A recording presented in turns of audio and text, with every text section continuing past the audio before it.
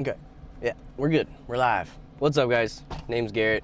In this video, I wanted to go over, you know, can you actually go full-time in selling books on Amazon?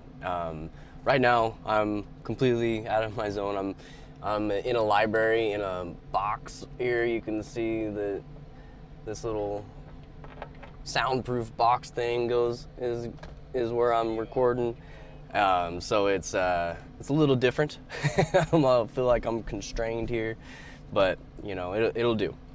Anyways, the question, can you go full time? I'm also doing this while I'm going to be sourcing a little bit using BookMine, link in the description if you want to check it out. But can you go full time? The question that is on everyone's minds, because I know that most people are getting into this. If they're like me, I guess, I got into it wanting another income stream and wanting to quit my job and, you know, be an entrepreneur and, you know, sell books and stuff. But you know, I've been doing this for 4 years now, and I've realized that it's harder than a lot of people like to admit. Not really because of the hard work, because hard work is easy for me to put in, and I'm sure it is for a lot of people, but it's more about, this is a product-based business. So the thing about that is it's different from a service-based business. Service-based business, you're going to be, you know, if you put in the hours, you're going to make the money. You know, that's it. You are the product. You are selling your service. But with a product-based business, you could work sun up, sun down, hard as you possibly can for many months and years and to come. But what determines the performance of your business is your cash flow, you know. So you'll see people hop into this business with a ton of cash flow and a ton of money, and they'll show their gold bars and be like, I just started last October, you know, and it's been 6 months or something, and they're making, you know, I don't know, some crazy number, $100,000 already in 6 months. And then you're like, I can't even break 6 figures in a year, and I've been doing this for how many years, you know? But that's because of how much money you're putting into it. If you're like me, I started just whenever I was working, I was taking like $100 or $200, whatever I possibly could, throwing it towards the business and, you know, surviving off of that, you know. And that's a slow growing process. It's gonna take a long time to grow it, you know. So you can't really compare yourself with anybody else, because almost no one is in your situation. No one's in your situation with time-wise. Like some people, you know, they have a whole bunch of families and stuff. Nobody's in your situation with money-wise. You know, that it really depends on how much money you're starting with, how fast you're gonna get to where you want to be, you know. And I really cannot honestly speak on, you know, can you go full time, because I've been full time for a little bit, but it was never like, I was never thriving, you know. I was always behind, and I was not making enough money to go full time. Especially with me, I have a family. I've got my wife and 3 kids now. There's no way I can make it work with that. So what I've noticed, for me at least, number one, if you want to make this a full-time thing, number one, figure out what you want to do and stick with it. For me, I started out thrifting like everyone else with books and stuff, and then, you know, I quickly learned that there's a lot of flaws with it. So I was like, well, I need to figure something else out. So I went to online arbitrage and did that for like a whole year. And then I realized there's a lot of flaws with that, and I didn't like that. So I went back to thrifting, and then realized I don't want to spend that much time in thrift stores. And then I finally found what I want to do, which right now is online arbitrage books. And that has taken me so much farther, just because I'm focusing in on one thing. And that, I think, is the biggest thing, is if you can find something and stick with it. I like to use the example because I was this way with college. Whenever I went to college, I didn't go to college for college. I went to college for a sport, wrestling. And, you know, I was just trying to stay eligible. So I changed my degree so many times just to find, you know, whatever I could do to stay eligible. But the reality is I was racking up debt because I wasn't doing it smart. I wasn't taking advantage of my scholarships and stuff. I was bouncing back and forth, realizing that once I moved, I pretty much restarted a whole semester over and had to take a whole bunch of different classes for that degree.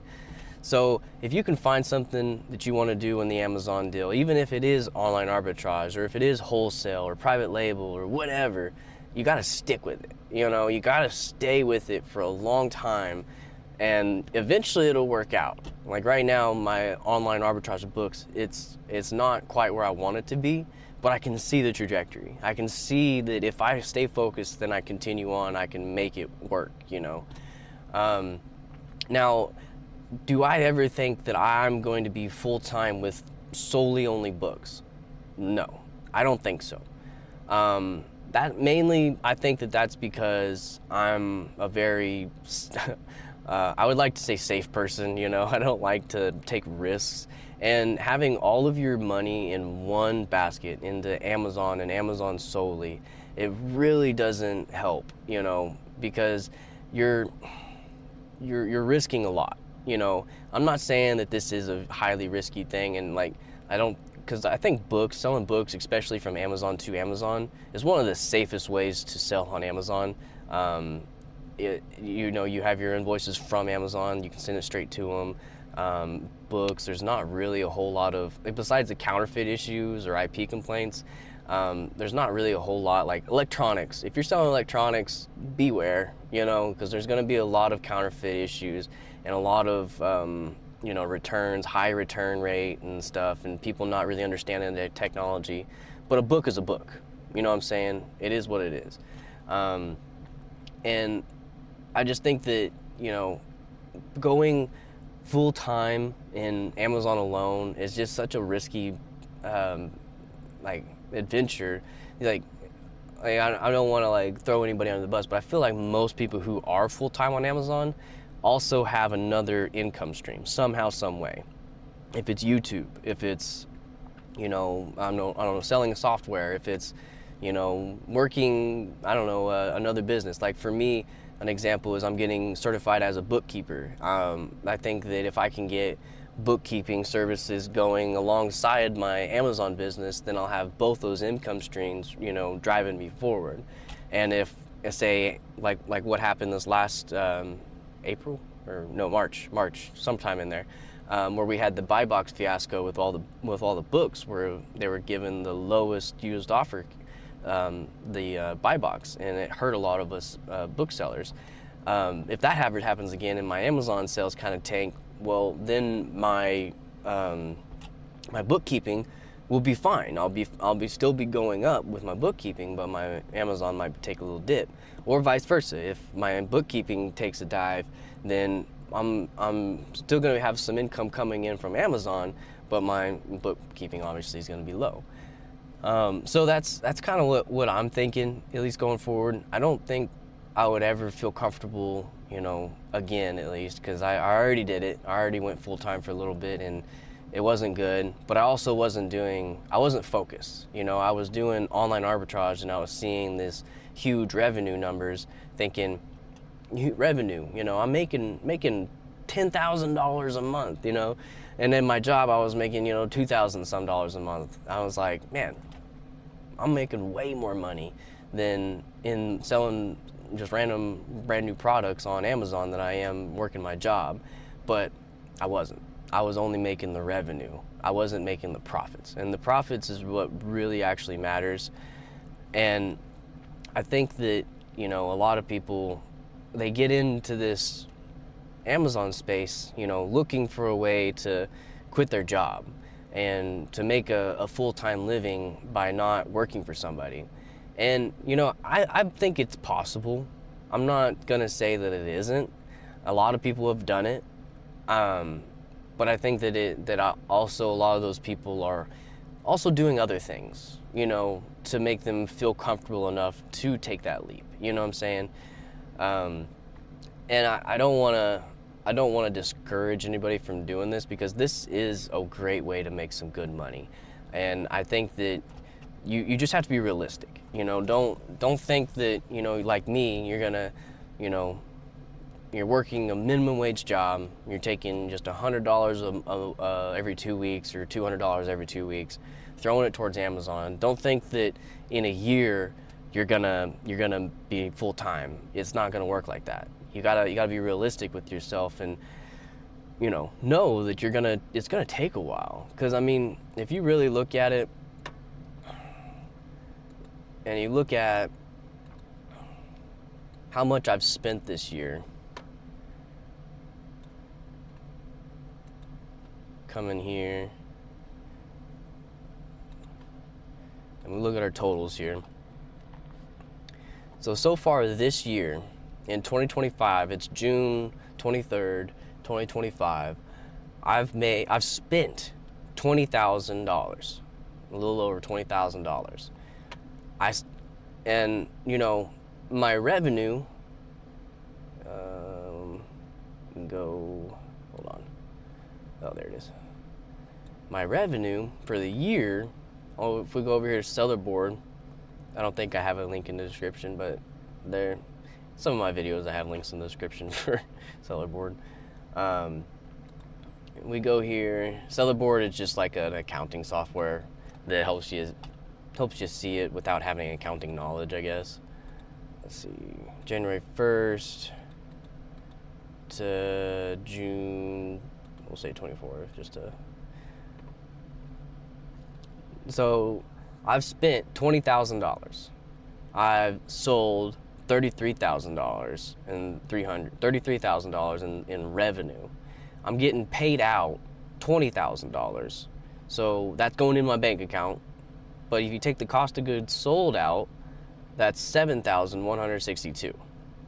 And then if you take all the expenses out to run the business, I'm profiting $2,832 for the year so far, and it's been 6 months and 23 days in the year of 2025. That's tough.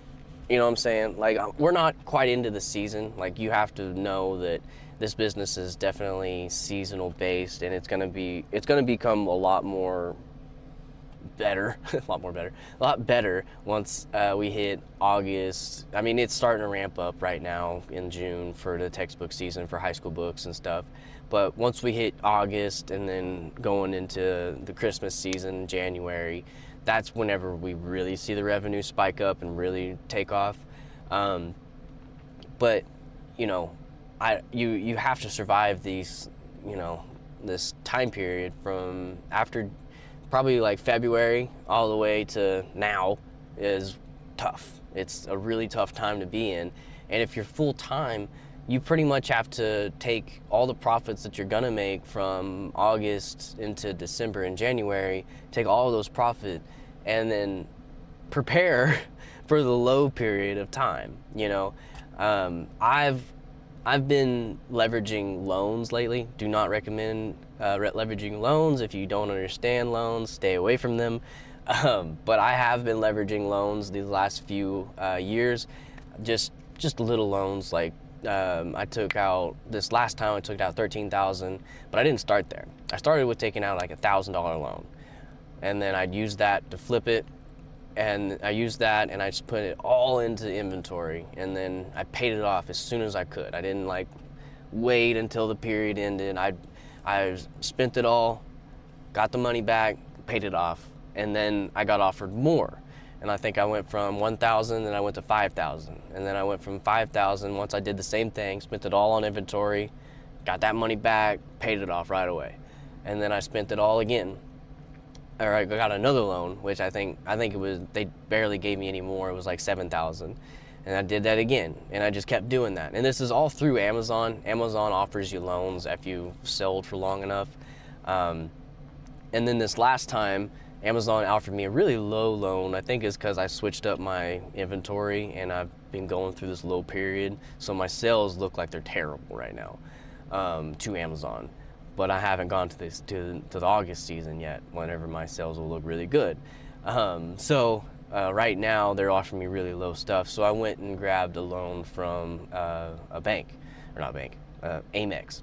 And the terms were okay. You know, I got, I think, what was it? I can't remember exactly what the APR is, but I'm paying $75 a month pretty much to borrow $13,000. And I'm looking to pay that off as soon as August comes. I'm spending it all right now, and then August comes, I get that money back and I'll pay it off, and then just keep doing that. That's how I've kind of gotten away from slow growth of taking a little bit out of my paycheck every month from my work. And that's, you know, I don't recommend that for anybody because, you know, it's risky. I'm doing something that is risky, because what if Amazon decides to shut my account down? What if Amazon decides to do what they did this last March? You know, it's not something that is recommended if you don't know what you're doing. Especially, I've taken loans out when I was doing traditional OA, and that hurt me. That hurt me a lot, and that really, really set me back a whole year pretty much, because that's kind of what the OA sellers kind of preach. You know, they're like, you know, just pull out this loan, use a credit card, yada yada, take that, spend it on inventory, flip it, come back. But the thing is you have to know your inventory first. If you don't know, if you're just buying products and you're kind of like, well, we'll see what happens, you know, well, maybe this one. If you're just buying products and you don't really know that you're gonna get that money back, that's where you're gonna get yourself in trouble. And that's where I was. I was just like, well, we'll see what happens. And I saw what happened. I got a whole bunch of debt. And that's a big issue. Like, you cannot do that. And that's what I was doing. And, you know, like I said, it set me back a whole year. So, you know, if you want to grow faster, if you're wanting to go full time, you know, within the year, you need to spend some serious money. And, you know, if you have to do it through loans, then, you know, just study it, research it. Don't hop into it without understanding loans. If you don't understand APR, if you don't understand, you know, how they're going to charge you, and you're okay with it and can figure out your finances and everything, then, you know, go for it if you can figure that stuff out. But if you don't know it, don't do it. Don't do it, because it'll set you back a lot longer. And shoot, it may even make you shut your business down and make you be like, I'm never doing a business again, you know, because I know a lot of people who are like that, you know. But that's the thing though with Amazon. You're not ever going to you're not gonna go full time as fast as you think. What you have to think about is, how long can you stay in this business? How long can you stay in here, survive going through all the crap that you gotta go through, and get to the other end where you're actually making some sort of money. Like, it's been 4 years for me. I've been doing this for 4 years, and, you know, I'm profiting, but like you see it here right now. It's been 6 months in 2025, and I'm profited $2,800. You know, that's not good. That's not good at all. But I understand the game now, where you have to, you know, survive these months, get to the good months, take advantage of those good months to where you'll be able to survive the bad months again. You know what I'm saying? And for me right now, the way I'm looking at Amazon is, I need to have another side hustle, or not right now a job. I need to have my job take over and pay for my living expenses. That way I can grow my Amazon business without pulling money out of it right now.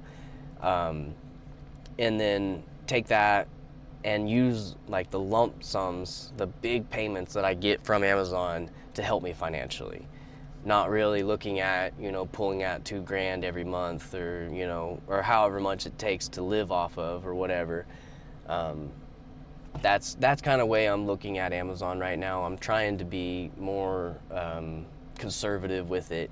That way I don't pull out too much money and then I'm just kind of doing this thing every year to year, just chasing myself, trying to grow this thing, and it's never growing. But I am doing better. You can see if you look at my 2024. Uh-oh.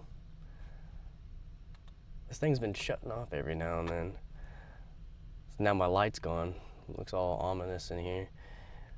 All right, so if you look at my 2024, yeah, so I spent $39,000 last year in 2024.